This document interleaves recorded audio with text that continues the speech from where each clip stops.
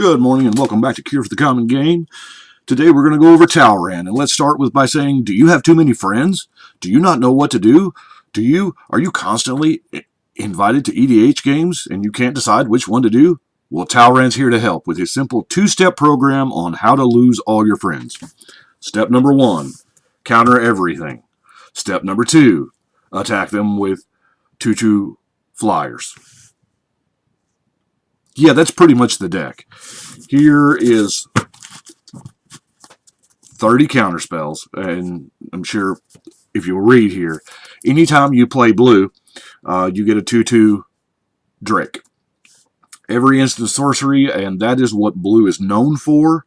There are, as I said, here are 30 counter spells that I'm running. Not running all counter spells because that just doesn't work, although it is kind of funny. Sometimes.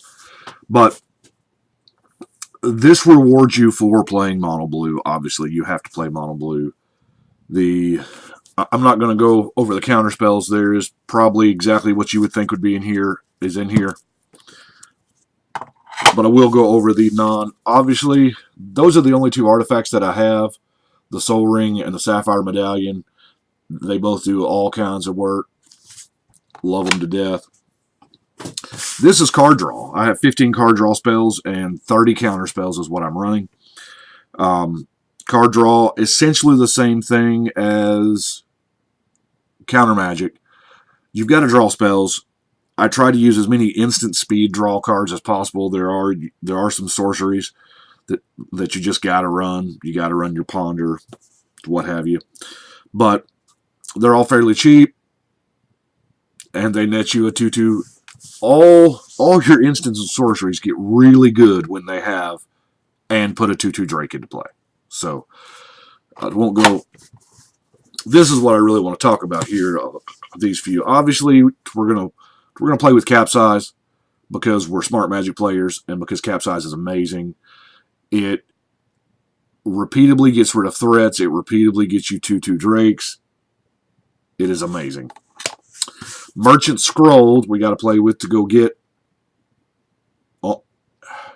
Most of the time, I don't get a counterspell with it because we generally always have one in the hand. And that's one important thing is we can't counter everything. It's hard to do that in a one-on-one game. But in a multiplayer environment that we play in, countering everything is the surest way to make yourself a target. Even if you just counter one or two things of each person, that still puts you on everybody's hate radar. Now, what I try to do is only counter the stuff that matters. Only counter the stuff that will be a detriment to me. Yeah, if it's a lot of creatures, what if? Somebody's going to cast a board wipe. That's just all there is to it. With this deck, we're just as much relying on our opponents to deal with threats as we are. Because let's face it, once it hits the board, we kind of have a hard time dealing with it beyond bounce effects. Relearn, because this is what, in this deck, this is a regrowth. Time Stop, the ultimate counterspell. Of course, got to have that heuristic study, because, you know, that Clay's favorite phrase, you got to pay for that. Repeatable card draw, especially when you're going to be using when almost every card in your deck is a one-shot that you don't get a lot of value out of. Drawing cards is an absolute necessity, especially recursive draw. Now, I play with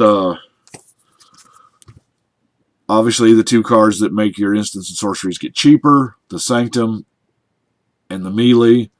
Kind of expensive. Of course, Jace does one, Arcane does two, but as many as we cast seems like the road I want to go down. Bounce, love Split Second. Glad we had it for just a minute when we had it, but I love Split Second. They cannot respond by anything. No, you're not going to. Now, as many counterspells as we have to play with Guile.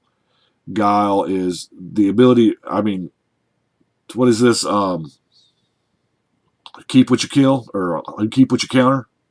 Yeah, love me some Gal. Metallurgic Summonings is a newer card from Kaladesh, fits right in the deck.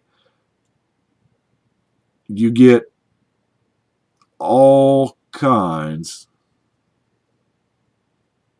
of value out of it. I love it, love it, love it. Of course, to bring back, that's probably the, I don't know, it's whatever your big card draw spell was, more than likely. Thing of Ice, because it just seems good. We are going to flip it. Things are going to matter. It might bounce a few drakes of yours, but you can time it to where it's going to be more beneficial to you than it will be to your opponents getting rid of your drakes. And I kind of like supplement form. Yeah. Especially when you get the copy and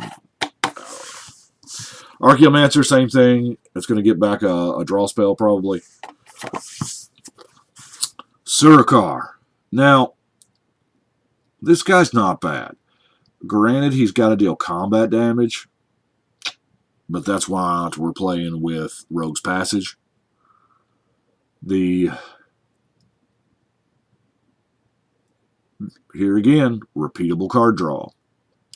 And this guy's not bad early. I mean, you can throw him out there on turn 3, the turn before you get Talrand, and he's not bad. He won't draw a lot of hate early, but the more and more counters he gets on him, the more value he is.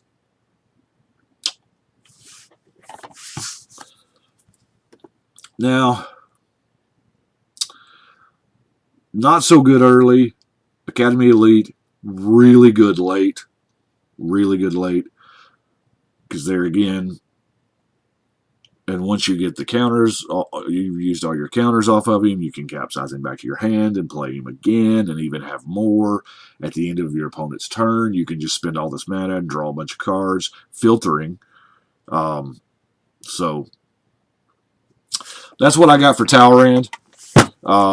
It's not an incredibly complicated deck, but it is a very, very unfriendly deck. It's not one that you're going to, as I said, you're not going to make friends with. If you want the last game of the night, that's typically what I do with Talrand. That's what I got for right now.